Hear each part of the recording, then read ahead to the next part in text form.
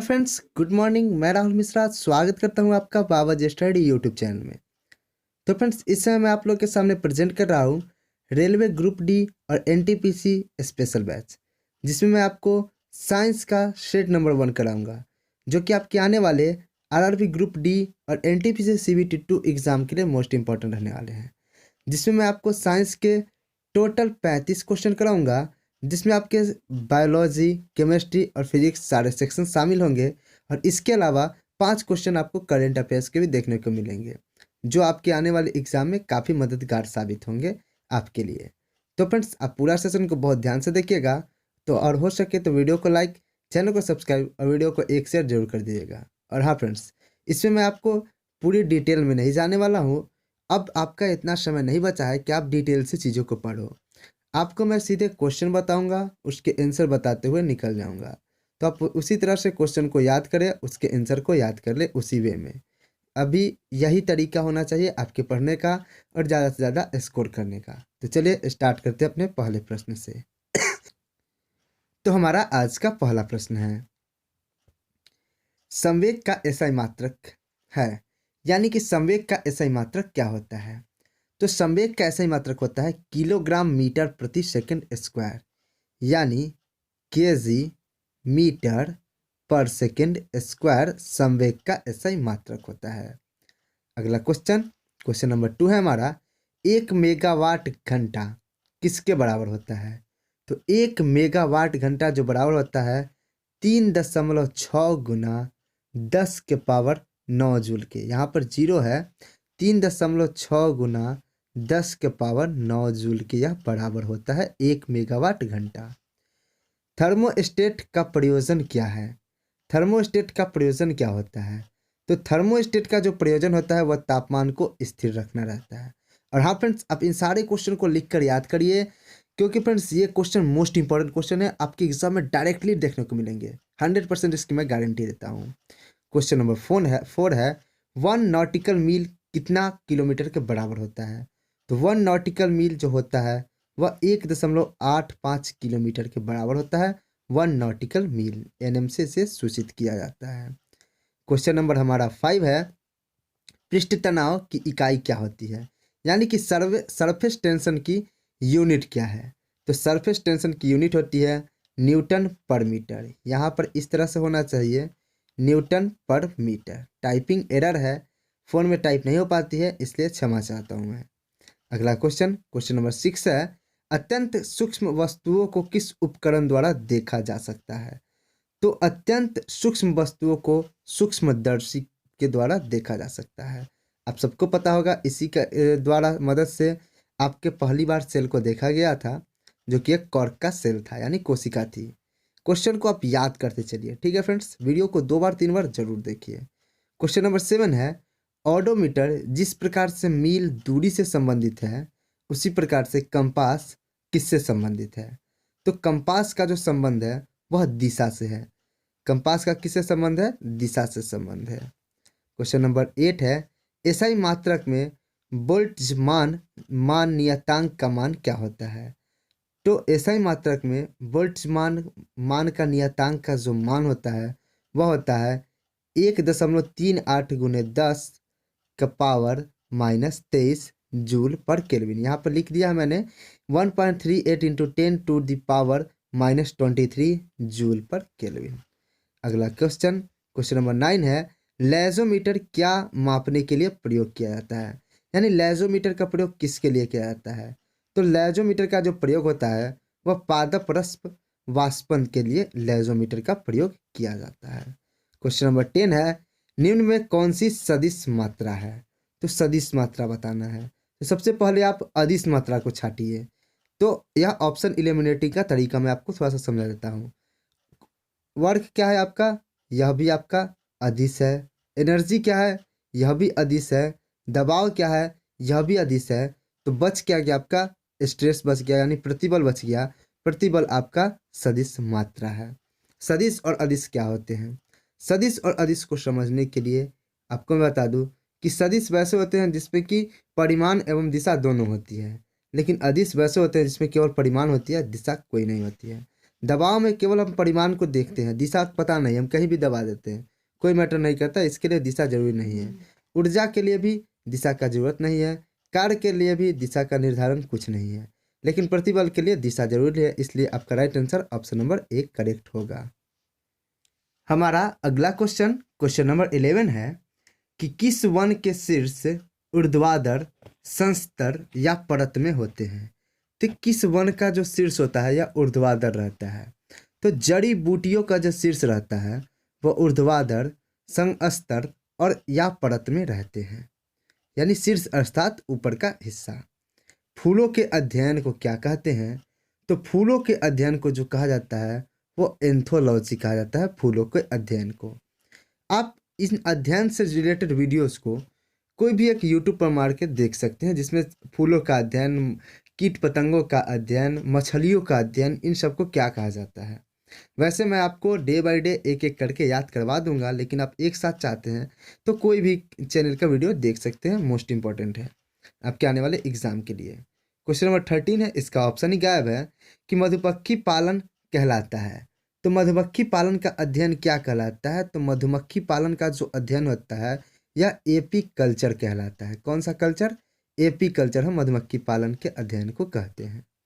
अगला question number 14 है कि पीडियाट्रिक्स निम्नलिखित में से किसके अध्ययन से संबंधित है। तो पीडियाट्रिक्स जो होता है यह शिशुओं के रोग से संबंधित होता है, शिशु रोग से इसका संबंध है पीडियाट्रिक्स का। ठीक है, डिटेल में मैं अभी आपको नहीं बता सकता, क्योंकि उतना आपके पास न समय है न मेरे पास समय है। मैं चाह रहा हूँ कि आपको जल्दी जल्दी क्वेश्चन कराऊं, और आप पे भी यही भूख है कि आप कितना ज़्यादा से ज़्यादा क्वेश्चन को गेन कर सको। क्वेश्चन नंबर 15 है, एक वैज्ञानिक विषाणु रोग ग्रसित पादप के वायरस का अध्ययन करना चाहता है, इसके लिए उसे निम्नलिखित में से कौन से पादप भाग का चयन नहीं करना चाहिए। तो पादप भाग का कौन सा का चयन नहीं करना चाहिए, तो प्ररोह अग्रक का चयन उसे नहीं करना चाहिए। क्वेश्चन नंबर 16 है, पौधे की आंतरिक संरचना कहलाता है। तो पौधे की आंतरिक संरचना क्या कहलाती है, तो पौधे की आंतरिक संरचना शारीरिकी कहलाती है। क्वेश्चन नंबर 17 है, एग्रोस्टोलॉजी किसके अध्ययन से संबंधित है। तो एग्रोस्टोलॉजी का संबंध घास के अध्ययन से होता है। क्वेश्चन नंबर 18 है, विटीकल्चर जाना जाता है, यानी विटीकल्चर का संबंध किससे होता है। तो विटीकल्चर का जो संबंध है वह अंगूर के उत्पादन से है। अंगूर उत्पादन का संबंध किससे है, विटीकल्चर, यानी अंगूर उत्पादन का अध्ययन क्या कहलाता है, विटीकल्चर कहलाता है। क्वेश्चन नंबर 19 है, उस विज्ञान को जो आनुवांशिकता के नियमों द्वारा मानव जाति की उन्नति का अध्ययन करता है उसे हम क्या कहते हैं, तो उसे हम कहते हैं यूजेनिक्स।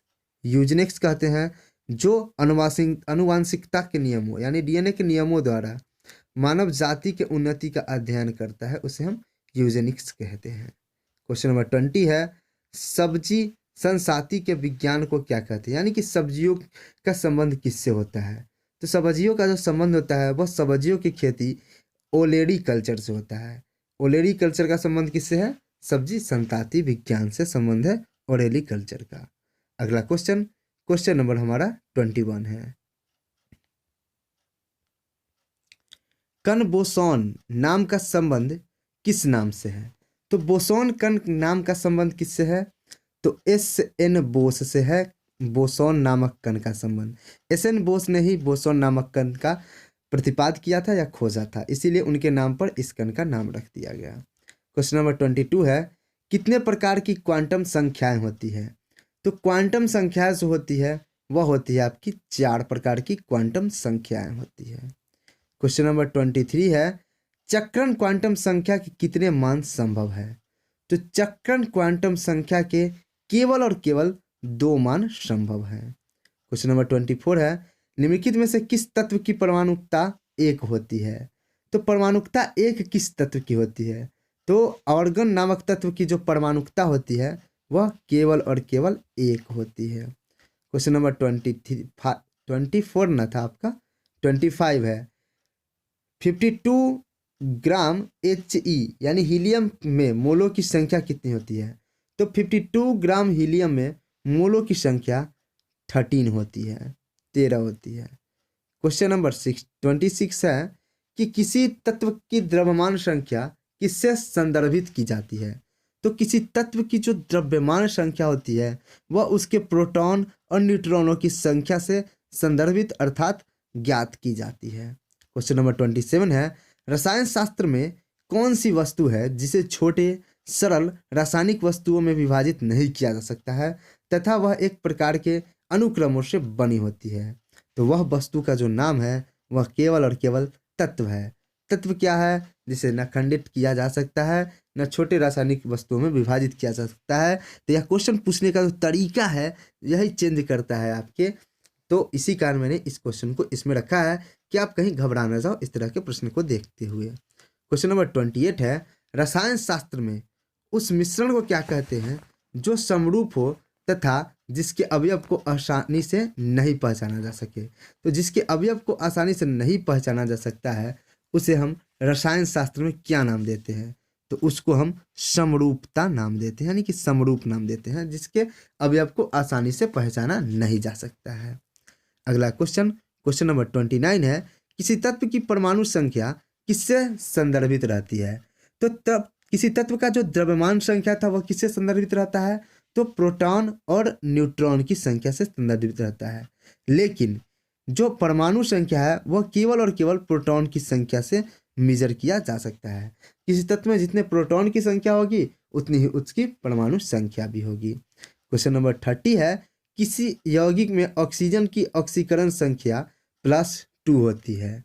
तो आपको बता दें कि जो यौगिक हमारा है OF2 दरअसल यह लिखा जाएगा इस तरह से, इसमें ऑक्सीजन की ऑक्सीकरण संख्या +2 होती है। ठीक है फ्रेंड्स, आगे बढ़ते हैं अपने अगले क्वेश्चन, क्वेश्चन नंबर 31 के लिए।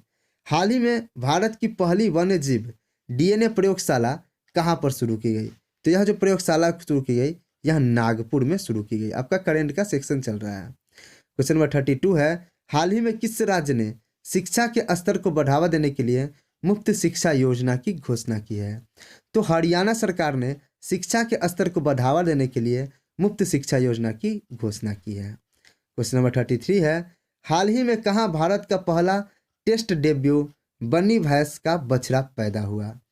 तो भारत का पहला टेस्ट डेब्यू बनी भैंस का जो बछड़ा था वह आपके गुजरात में यानी मोदी जी के राज्य में पैदा हुआ।